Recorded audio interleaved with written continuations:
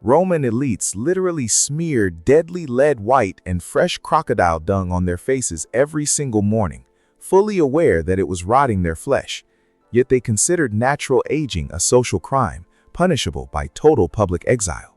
Why would a civilization capable of building indestructible aqueducts and conquering the Mediterranean knowingly poison its most powerful women just to achieve a pale complexion? The answer reveals a terrifying reality about power, status, and human vanity that went far beyond basic beauty. In ancient Rome, pale skin was not just an aesthetic choice, it was a walking bank statement. Dark or tan skin meant you were a field hand, forced to toil under the blistering sun of the Italian countryside. White skin proved that you were wealthy enough to stay indoors all day, pampered in cool marble villas while slaves did the manual labor. To achieve this ghost-like ideal, Roman women turned to a substance called ceruse, which was essentially pure lead white. The manufacturing process was as disgusting as it was dangerous. Crafters would submerge heavy sheets of lead into sealed pots filled with vinegar, then bury those pots in massive piles of steaming horse manure for weeks at a time. The chemical reaction produced a crusty white powder that was scraped off, ground down, and mixed with oil or animal fat. When applied to the skin, ceruse created a porcelain, flawless sheen that instantly hid freckles, sunspots, and blemishes.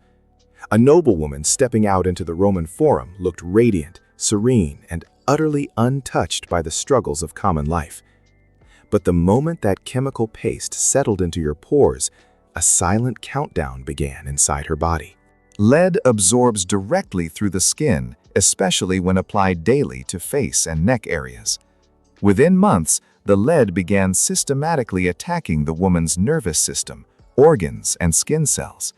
The very powder designed to create the illusion of smooth youth started accelerating the aging process at a horrifying speed. A noblewoman looking into her polished bronze mirror would notice her skin turning gray, leather-like, and covered in deep, painful sores. Her gums would turn dark and bleed easily, while her teeth loosened and fell out one by one.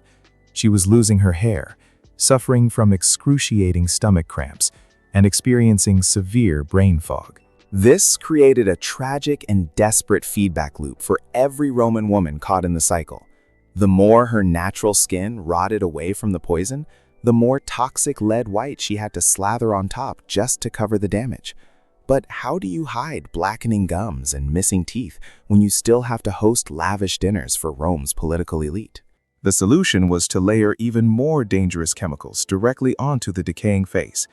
To hide the sickly gray hue of lead poisoning, women used bright red cheek pastes made from minium, which was red lead, or cinnabar, a highly volatile mercury ore. They would pat this vibrant rouge onto their cheeks to simulate a fresh, healthy blush.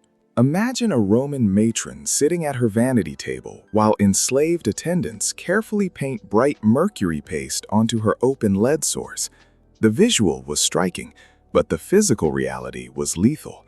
Cinnabar is toxic enough that inhaling its dust or absorbing its oil causes severe tremors, personality changes, and organ failure. In fact, the red cinnabar used in Roman high society cosmetics came directly from the notorious Almaden mines in Spain. These mines were so dangerous that being sent to work in them was considered a slow death sentence reserved for condemned criminals and captives.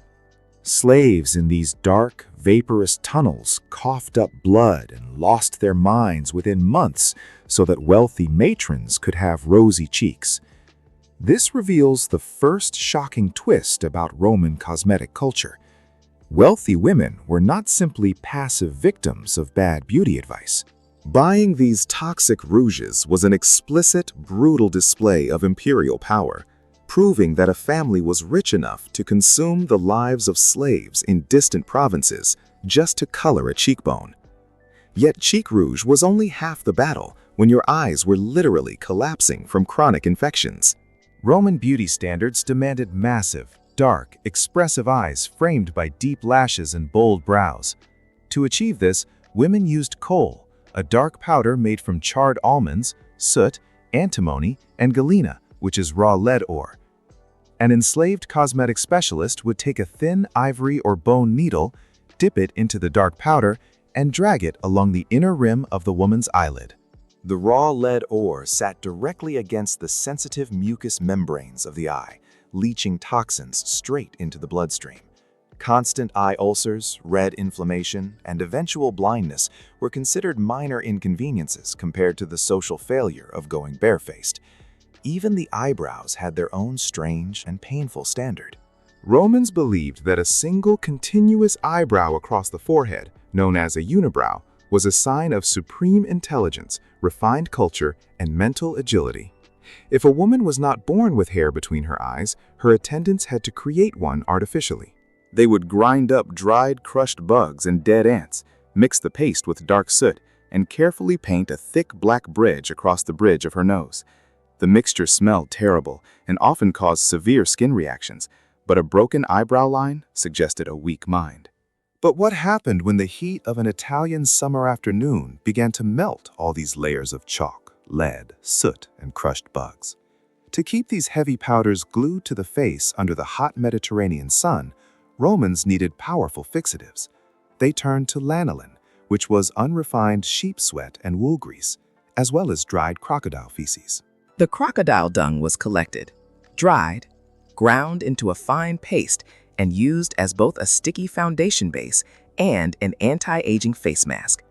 The combination of rancid sheep grease, crocodile manure, and rotting skin produced a foul, unbearable stench that hovered around wealthy women everywhere they walked.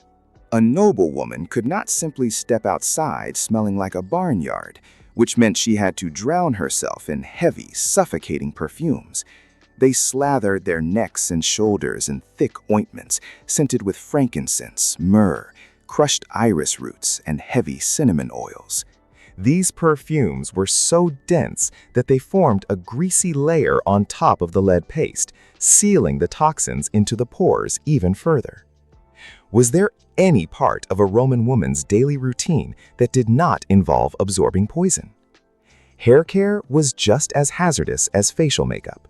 While dark hair was common, Roman fashion periodically went crazy for golden blonde or fiery red hair, especially after military campaigns brought back captives from Northern Europe. To change their natural dark locks to gold, women used harsh chemical bleaches made from beechwood ash and goat fat, or soaked their hair in rancid wine mixed with rotten leeches for 40 days. This harsh chemical treatment regularly burned the scalp and caused large patches of hair to fall out completely. A woman who tried to follow the blonde trend often found herself entirely bald within a few months of treatment. What do you do when your ambition for fashionable hair leaves you with a scarred, hairless scalp? The answer was to buy wigs crafted directly from the heads of conquered people. Germanic and Gallic women captured during Roman military campaigns had their hair shaved off in prisoner camps and shipped back to the capital. A wealthy Roman woman would sit in her villa, wearing the severed braids of an enslaved war captive, while her own scalp healed from chemical burns. If you enjoy diving into the bizarre and darker sides of human history, subscribing to the channel helps make sure you never miss these deep dives. Now, it is easy to look at these extreme cosmetic habits and assume this was purely a female obsession, but that brings us to the second major twist. While Roman male writers wrote scathing poems mocking women for wearing poison makeup, Roman men were top consumers of skin lighteners, hair dyes, and cosmetics themselves.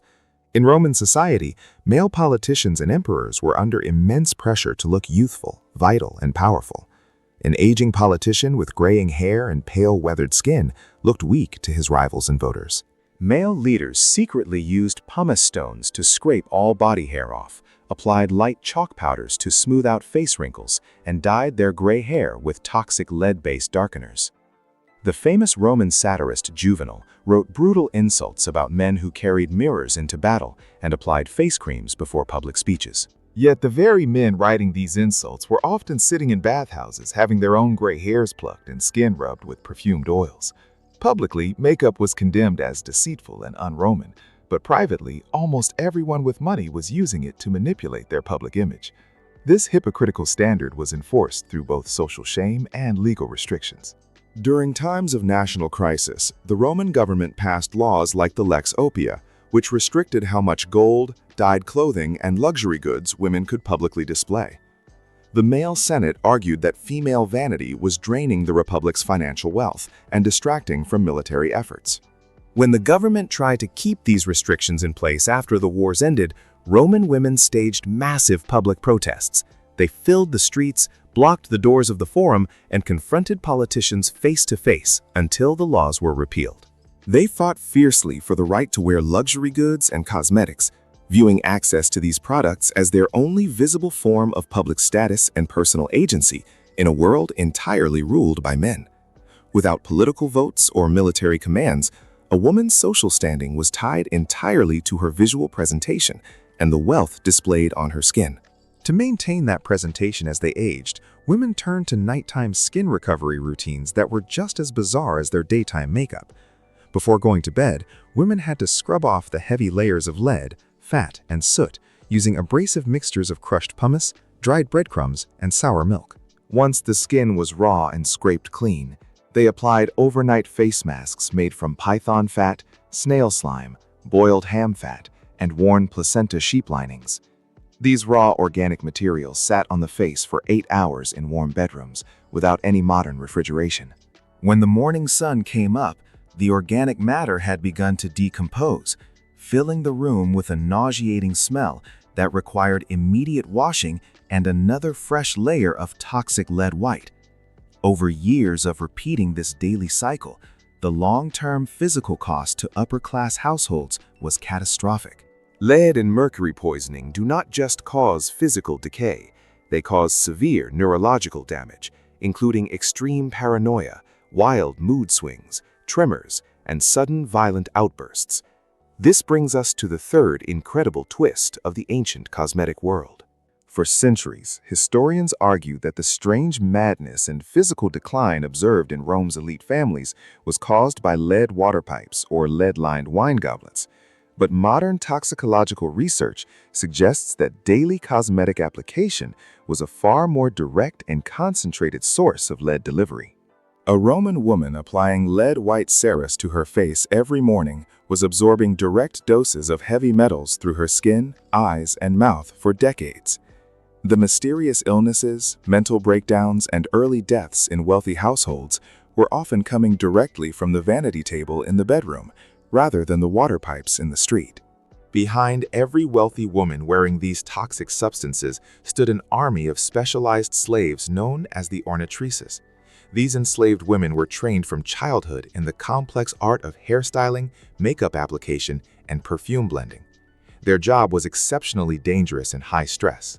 If an enslaved girl accidentally burned a noblewoman's scalp with a hot bronze curling iron or smudged a line of lead eye makeup, the punishment was immediate and brutal. Roman literature records instances of matrons stabbing their cosmetic slaves in the arm with long silver hairpins or beating them with heavy bronze mirrors over a minor cosmetic mistake. The slaves handling these raw lead powders, mercury pastes, and toxic bleaches every day were absorbing the poisons through their hands without any protective gear. While the noblewoman suffered from long-term absorption, the enslaved girls preparing the mixtures often suffered acute, rapid poisoning, developing severe hand tremors and lung disease while still in their teens. When rain or heavy humidity hit during a public ceremony, the entire artificial illusion collapsed in seconds. The heavy lead chalk would turn into a gray, muddy sludge that ran down the face, exposing the pitted, scarred skin underneath. The black bug and soot eyebrows would streak down the nose, and the mercury cheek rouge would smear into pink lines across the neck. Yet despite the rain, despite the rotting teeth, despite the brain damage, and despite watching their friends wither away, Roman men and women refused to stop applying poison to their skin. The desire to signal high status, wealth, and youth was so overwhelming that it completely bypassed the basic human instinct for physical self-preservation. The ancient Romans built roads that still exist today, designed legal systems that shape modern governments, and created architecture that continues to blow our minds. Yet the very people who ruled that empire were willingly melting their own faces and destroying their own minds just to appear pale for a few extra years. Do you think modern beauty standards have actually moved past using dangerous trends for social status? Or have we just swapped raw lead for different hidden risks today?